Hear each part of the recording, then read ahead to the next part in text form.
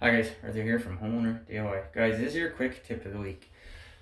So the cold side of this tub is leaking. So to fix this, what we're going to do is we're going to pull off the knob. So the very first thing to do is take a stopper and plug your drain.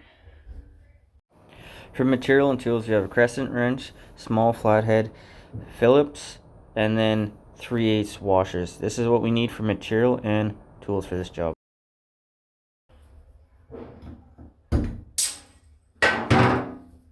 So with that off, this is a Phillips on the inside.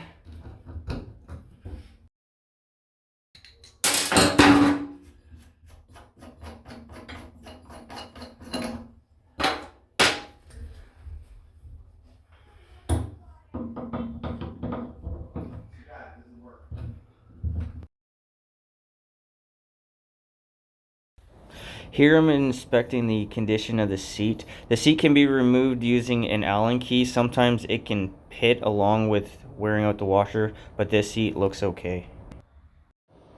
So to remove the washer, I'm going to put the handle back on to keep the whole thing in place, and then using the small flathead, I'm going to remove the slot screw that holds the washer onto the body.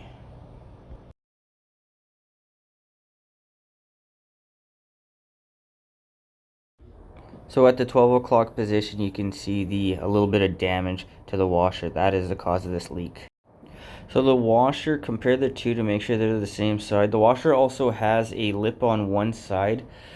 This thing will only fit on one way, and then the lip will go towards the seat. Otherwise, it won't fit.